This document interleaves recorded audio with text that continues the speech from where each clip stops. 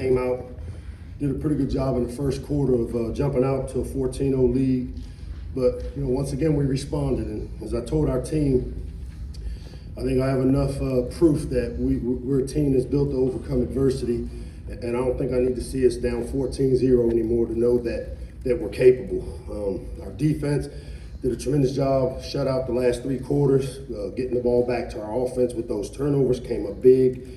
Offensively, we're able to manufacture some explosive plays, which, when you look at our skill set, that's what we expect, and we were able to get explosive plays today, especially there after we kind of got started in the second quarter.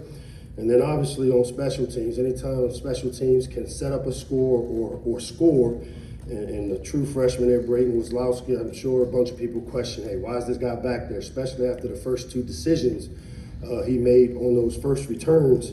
But on that third one, you saw why we did it. He's a guy that has the ability to make explosive plays. He did it a bunch during training camp, and so we're looking for a guy that can give us a spark in the special teams return game, and he was able to do that, and he kind of got us going. But obviously, we're not playing our best football, and for me, there's some things I can do better to help us get off to a faster start, and I'll get those things done here this week as we go head up in the conference play. It's always good to be able to make corrections after a win, and I can tell you we're still not playing our best football, but yet we're able to, I think 69-7 after the first quarter, the last couple of games, and that's a tremendous sign for us as a program. We're going to build off this and get ready for conference play.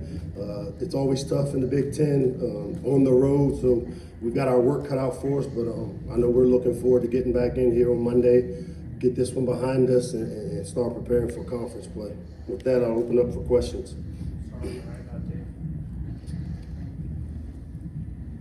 Good evening, Mike. 4 takeaways by your defense in that fourth quarter, and the first one was a potential game-time play for UVA. Could you address how key those takeaways were? Yeah, our defense for me has been a little frustrating because I know how good we can be on defense, and we tend to give up, I call it dumb yardage, 3rd and 22, and they throw a hitch and we get sucked in, and those plays are the ones that stick in my craw a little bit, but one of the things they've shown, and they've shown it, the last couple of years here, is that, they make the adjustments in the second half. We've kind of become that bend, don't break, be holding the field goals in the red area. But this week, we're very fortunate. he came up big with the interception there. We had just moved him into the nickel position because he hadn't played a lot of slot corner for us all year. We moved him in there, and he made a tremendous play in the end zone, which, couldn't have come at a bigger time for us.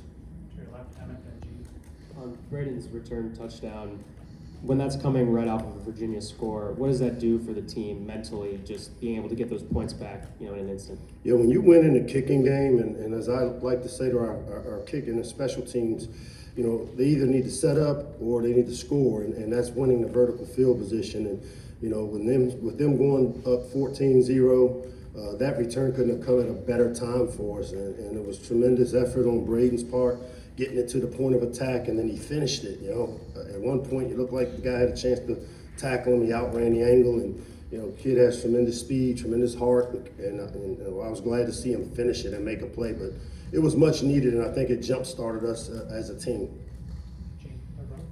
Mike, do you like? Yeah. What was the message, conversation, whatever the circumstances were at halftime that allowed you to kind of flip the script on both sides of the ball in the second half? I mean, we teach and say the same things. I mean, we go in and it's 0-0 because it's 14-14, and our standard is we don't watch the scoreboard. And I even myself, I try not to ever look up to even know what the score is because it really doesn't matter until it's the end of it. And at halftime, the big thing for us was it was still Terps versus Terps. I mean, we blow coverage again on the flea flicker. On offense, we come in and we're not in rhythm, and that's where I said there's some things that I can do better to get us in rhythm on offense because traditionally we've been a fast start offense, and for whatever reason these last 2 games we haven't been. And there's some things we'll get done this week to try to figure out a way to get us playing better in the first quarter, especially on offense. Hey there, Charlotte, what's up? Hey, you've been talking about the last few weeks about wanting to get a faster start. Now, starting in conference play, you're going to need that faster start. What needs to happen in these next few days of practice? Well, it's about rhythm, number one.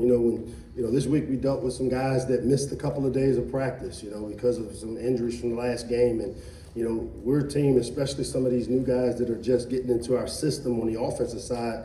We're a team, these guys need those reps. And I think what it shows is that if a guy isn't healthy enough to practice enough to get the necessary reps that he's going to need to perform his job, then we got to make sure we got the right guys out there. And then, whether it's some things I practice in terms of flipping how we start. We are traditionally a team that does individual, then we do group, then we do team. And maybe we need to start off doing team periods first to just kind of change up the pace. But for us, it's about rhythm. And if you look at us on offense, we haven't been in the type of rhythm with the speed of how we play, getting lined up. Leah plays better that way. He's a fast break point guard that needs to run, and we aren't getting lined up the way we need to. And obviously, I didn't feel like we had a great rhythm on offense early. Once we got started, as you can see, we have the ability to make big plays.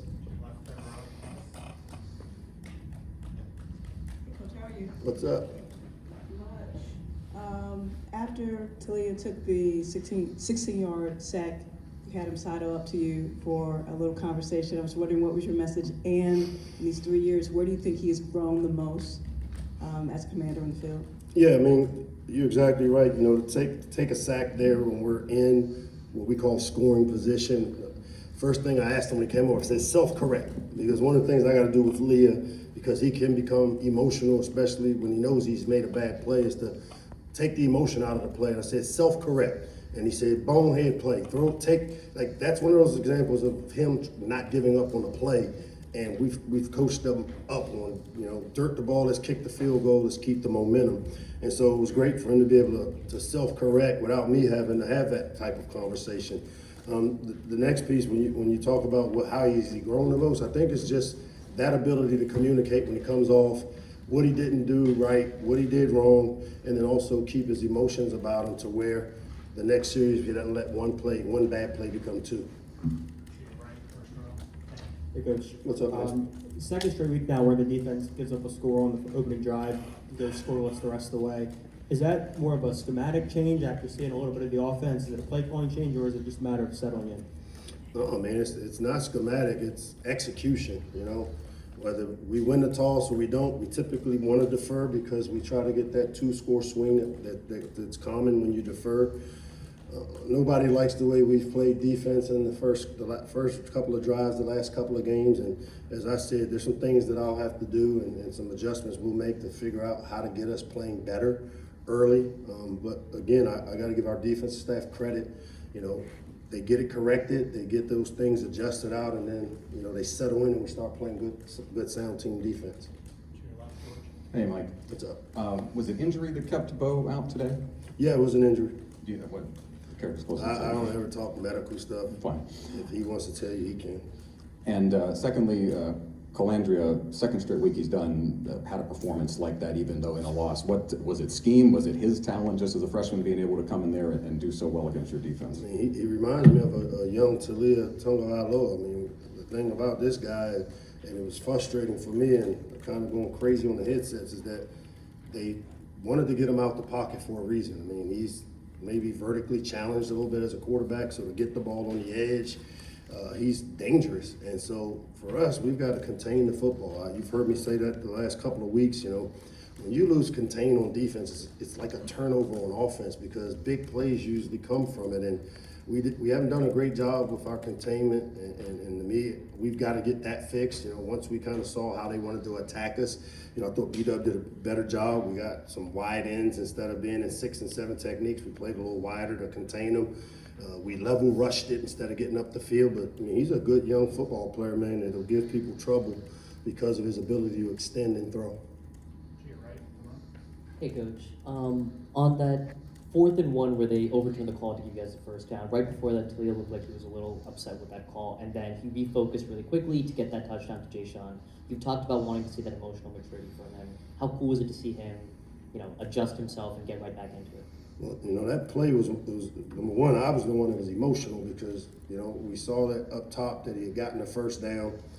Usually they buzz down to tell their officials, hey, confirm or not. And nobody buzzed down, and so I used a timeout to say I want to challenge it, and to find out, I guess the officials' headsets weren't working properly, and luckily we did make the timeout, and we got Matty Ice, who helps us with some of the game analytics stuff, was on top of it, and it was great to be able to get it overturned. But that very next play, I thought Josh did a really good job of calling a play that had been set up all game long. We ran the naked setup, double move on the outside, and Lee and Jay Sean connected like we saw them do in practice. Hey, Coach. Right there. There we go. Obviously, the run game was able to kind of get it going a little bit. Colby McDonald, I believe, led the team, but just forward rushing touchdowns as a whole. What did you kind of see out of that unit? I thought early on, again, we maybe missed a few cuts, missed a few reads on early in the game that could have mounted to some explosive plays. But that we have a group of guys back there that are all very capable power runners. They run downhill behind their pads really well, and they really complement each other in terms of Antoine, Roman, and Kobe. And it's been great to see Kobe kind of be a spark plug for us off the bench. To have 4 rushing touchdowns. We wanted to run the ball down in that area, and I thought we did a better job this week of finishing and being able to finish in the end zone. Hey Coach, talk about Roman. What his performance. I know it seems like every week everybody's going to try to stop him. Now he's almost one of the major backs in the backfield. So what do you like about him tonight, and how you got a lot of diversity there? Trying to get some catches and some runs. Yeah, the best thing about it is that he took what the defense gave him. I haven't had a chance to look at his production yet, but Roman is one of those guys that we count on. He's one of those big play guys that when we game plan, we want to figure out ways to keep him and get him involved. And he's a leader for us. As I always say, he's smart, tough, and he's reliable. And it's always good to see him respond the right way. And I know our team kind of looks to him, even as a young player, to be kind of that leader for us. And he's been steady Eddie. And it's great to see him continue some production for us. Coach, what did you see from Malik Washington tonight, and what challenges did he present for the secondary? Number 4, you talking about? Yeah. He made a bunch of plays for them. Some of them were, like I said, on us as Terps, but he's a good player. I know he transferred in from Northwestern. His quickness, his short area quickness, and he really was a guy we had to find a way to contain. And I know we didn't do it early, and he made a couple big plays on 3rd down, and those are the things we got to get fixed.